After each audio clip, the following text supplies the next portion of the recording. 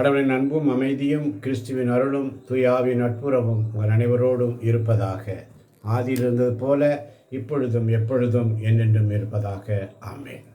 இயேசு கிறிஸ்துவில் பிரியமான சகோதர சகோதரிகளிலே, இந்த அதிகாலை வேளையிலே உங்கள் ஒவ்வொருவரையும் சந்திப்பதில் மிகுந்த மனமகிழ்ச்சி அடைகிறேன். ஒவ்வொரு நாளும் ஒரு 5 நிமிடம் நான் ஆண்டவருக்காக, இந்த நாளில் ஆண்டவர் நமக்கு தருகின்ற சிந்தனை என்ன?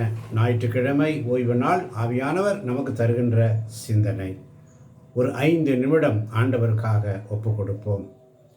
இந்த நாளின் சிந்தனைக்கு, உயிருள்ள விசுவாசத்திற்கான சூழலை மீண்டும் உருவாக்கு.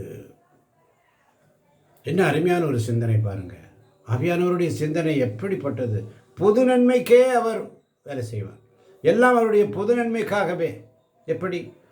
உயிருள்ள விசுவாசத்திற்கான சூழலை மீண்டும் உருவாக்கு.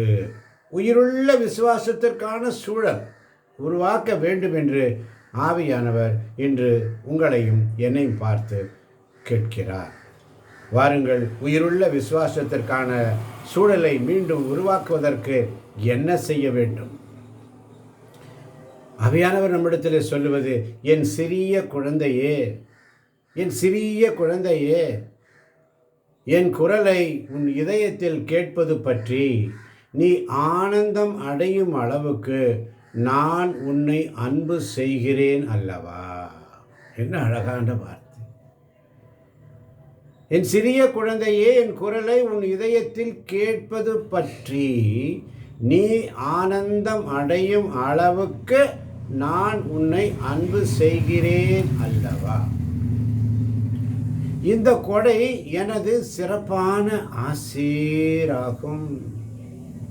சிறப்பான ஆசீர்வாதத்தை தருகிறார். செல்லுமிடமெல்லாம் சிறப்பு.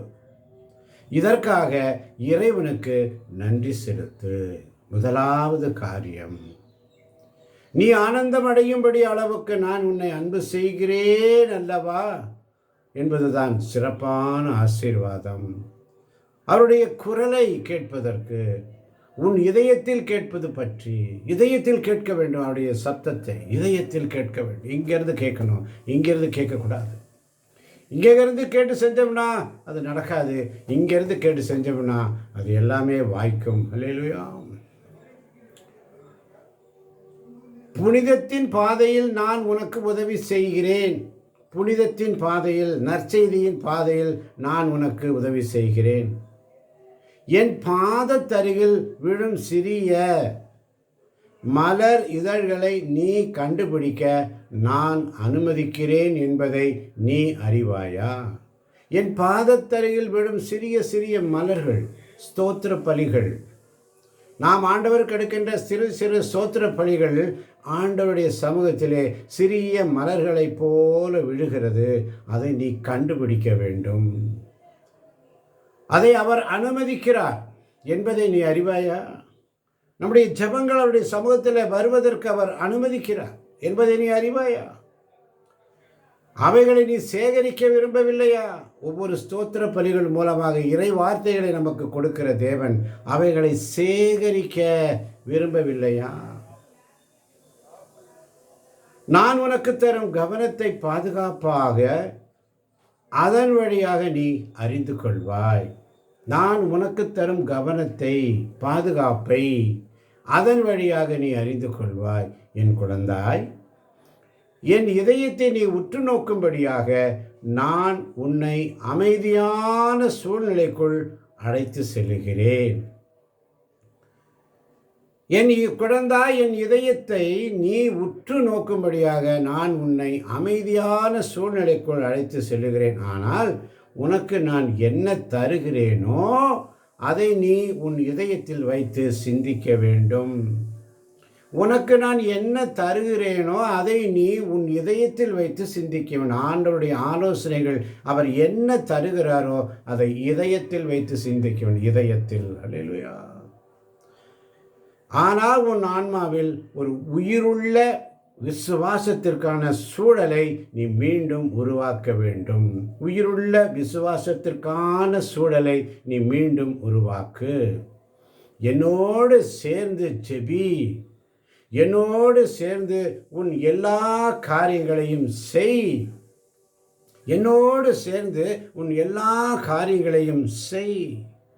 உனக்கு எந்த வேலையும் இல்லை என்றால் அந்த சமயங்களில் உனக்கு எந்த வேலையும் இல்லை என்றால் அந்த சமயங்களில் உன்னால் இயன்ற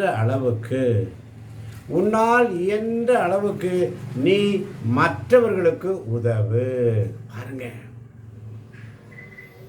இந்த திருவருகை காலத்தில் இயேசுவின் பிறப்பில் கிறிஸ்துமஸை கொண்டாட இருக்கின்ற நீங்களும் நானும் உனக்கு எந்த வேலையும் இல்லை என்றால் அந்த சமயங்களில் உன்னால் இயன்ற அளவுக்கு நீ மற்றவர்களுக்கு உதவு. என்ன அழகா சொல்றார், மற்றவர்களுக்கு உதவி.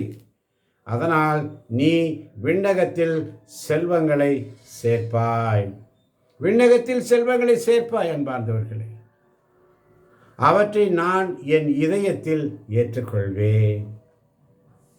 அங்கே அவற்றை நான் பாதுகாப்பேன். ஜெபி, நான் உன்னை ஆசீர்வதிக்கிறேன். என்ன அருமையாக சொல்கிறார் பாருங்க.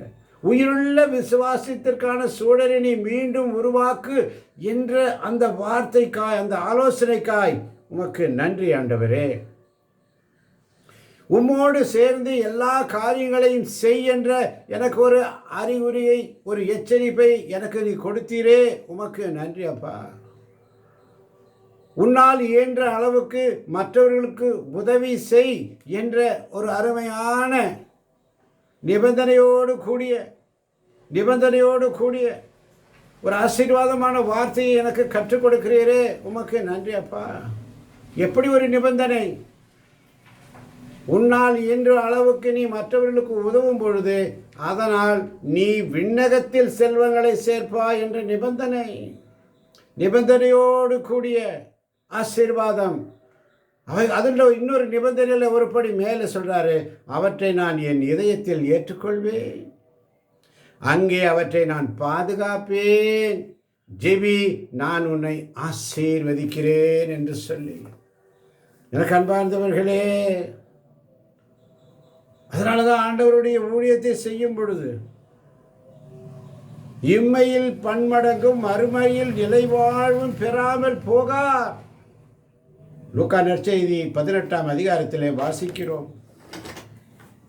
இம்மையில் பன்மடங்கு ஆசீர்வாதம், மறுமையில் நிலைவாழ்வையும் பெறாமல் போகார் என்று லூக்கா 18:30 வாசிக்கிறோம். 22ஆம் வசனத்தில் சொல்லுவார், அந்த செல்வந்தனை பார்த்து, உனக்கு இன்னும் ஒன்று குறைவுபடுகிறது என்று சொல்லுவார்.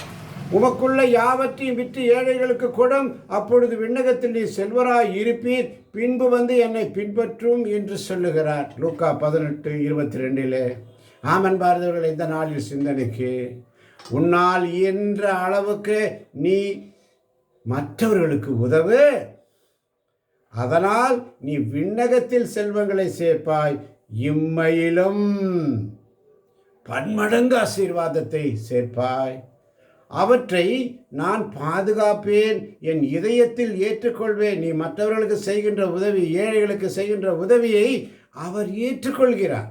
ஏழைக்கு இறங்குறவன் கர்த்தருக்கு கடன் கொடுக்கிறான். ஏழைகளுக்கு இறங்குறவன் கர்த்தருக்கு கடன் கொடுக்கிறான். முடியும் அளவுக்கு உதவி செய். அங்கே அவற்றை நான் பாதுகாப்பேன். ஜெபி, நான் உன்னை ஆசீர்வதிக்கிறேன் என்று சொன்ன தேவன்.